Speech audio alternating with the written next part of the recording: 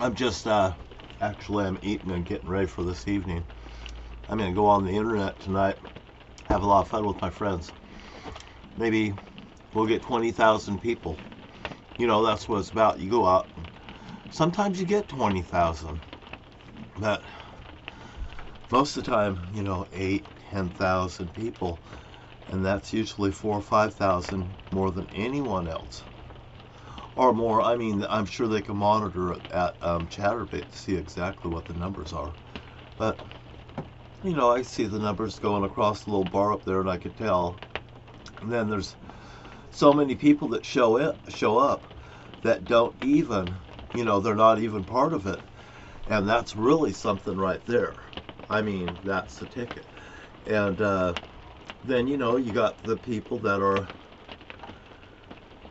grays that can come in and talk, and that's nice because I've been a gray, and if grays don't pay, man, then sometimes there's abusive people right there, and they fucking eliminate the grays. You know what? It's just really abusive, and that's one thing that Miss Jackson doesn't do. Somebody did that, in the very beginning, and me and Miss Jackson, boy, we tuned right fucking in, and and the guy's name was Ott. And boy, I tell you, when he did that, they found out that I had about 8 different computers on. And bam, they fucking exited me off that one. I fucking bam, bam, bam. I just nailed this guy. And I fucking stuck up a finger like that. And Madeline Jackson just goddamn fucking loved it. It just blew her fucking mind. And she goddamn fucking remembered. And then I figured out how to get back in without being really noticed, I guess. And I'd fly through, and I'd have a plane, and I'd fly through, and she'd know, when she seen that, she just fucking, I know, man, I'm telling you, you could ask the woman, but me and her, we've had a pretty good friendship, and, I've told her before, hey, I told her just last night when I was on there, I went in there, and just left her just laughing her goddamn ass off. Everybody in there was just laughing their ass off because we were having a really good time because everybody knows what's going on. And they're reading the news. And no one has to tell them what's going on because they're goddamn hearing maybe the news before we hear the news. You just keep going down and having fun. And these people, man, they just across the United States, and I think that's exactly what's going on because I go over to somebody else's house, I'll mention it right now. Oh, well, it's Miss Chloe. She loves me. Sunshine, I knocked her over. She don't even do it no more. And Emma Amore, boy, she was tough. She was in Hong Kong, but she gave up. I don't think she can make it. But Emily Gray on the East Coast, oh boy. Me and Emily Gray, we had a fun time the other night, after all this here, man. She, I heard it started, this goddamn, it's that fucking Cooper again. All of a sudden, they fucking go, Jesus Christ, whatever. Then all of a sudden, this woman just fucking happy with me. And I said, well, I thought I'd come in and sit down for a fucking professional boxing match. She goes, and then I tipped her, some. I didn't tip more than anyone else. But I sure did have fucking fun with her, and she just fucking had a ball. And I didn't know that we stalled out the fucking internet. That's what happens is you stall out the fucking internet, and then all of a sudden, you'll be typing, and you'll think, God, somebody's blocked me again.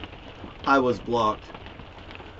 I started writing some pretty naughty stuff. Oh, just sweet talking, boy, right to the... And, that woman could actually see that stuff, and maybe we couldn't, and it was jet lagging, coming back, that it was registering, but she was fucking seeing it on her side, I think, because, boy, I tell you, it's like... She was sure responding good, and then when it finally mellowed out, my gosh, she just fucking like, you guys, you did that again because I nailed her last year. So mad. Oh, she was just going, You Cooper! You know who the fuck I was. I mean, I was just having a goddamn ball. You know, I mean, it's like being a kid in the candy store, you know. You could just go into the bowling alley and go, you know, here, how about this one? You go to the Lucky Eagle Casino and you go, you know, I already know the odds. I know where the best odds are in the house when I go to the casino, and it's on that craps table. And matter of fact, I can tell you about that craps table. There's a picture of Albert Einstein sitting at a craps table. And, you know, I could see this craps table. And what it is it's fucking Albert Einstein was sitting there across from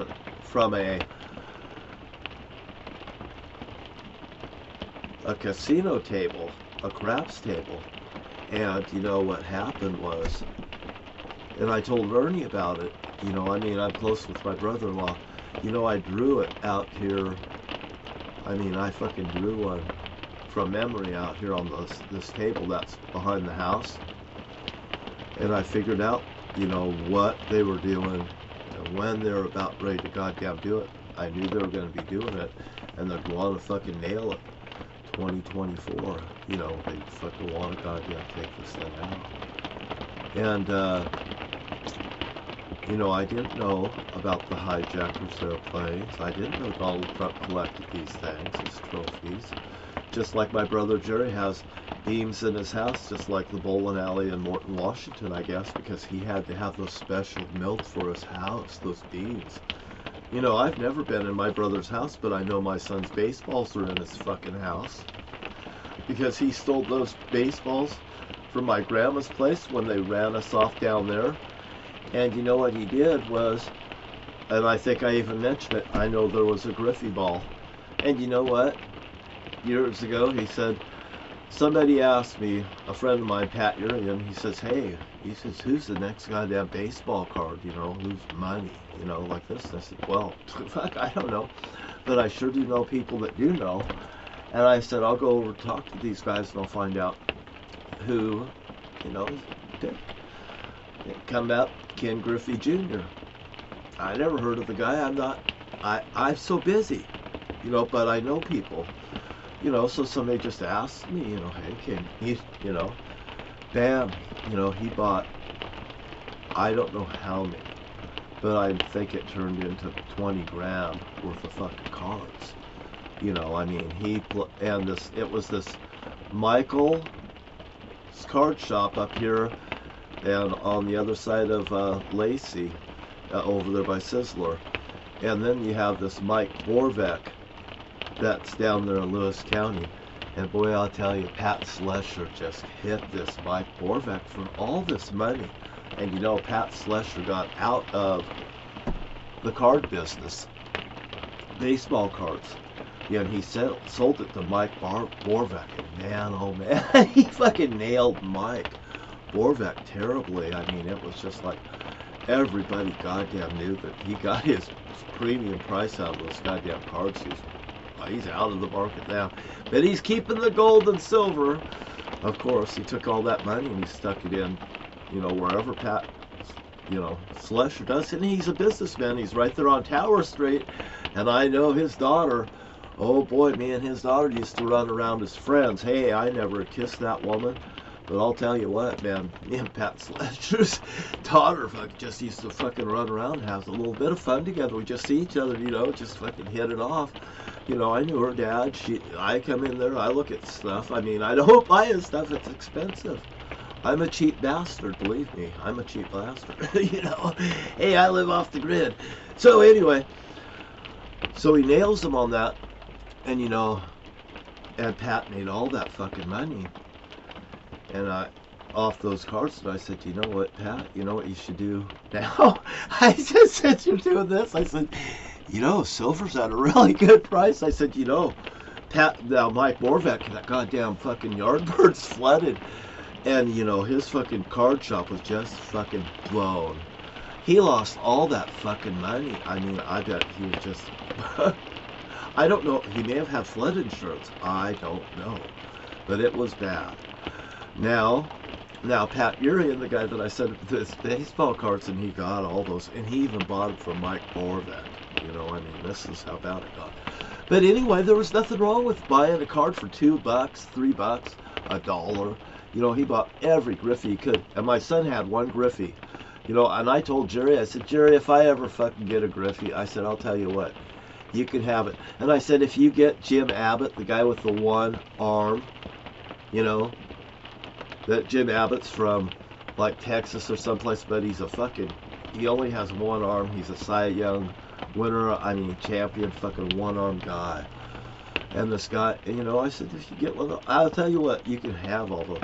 But he can't have my son's goddamn baseball that was signed by Ken Griffey Jr. and handed directly to my son.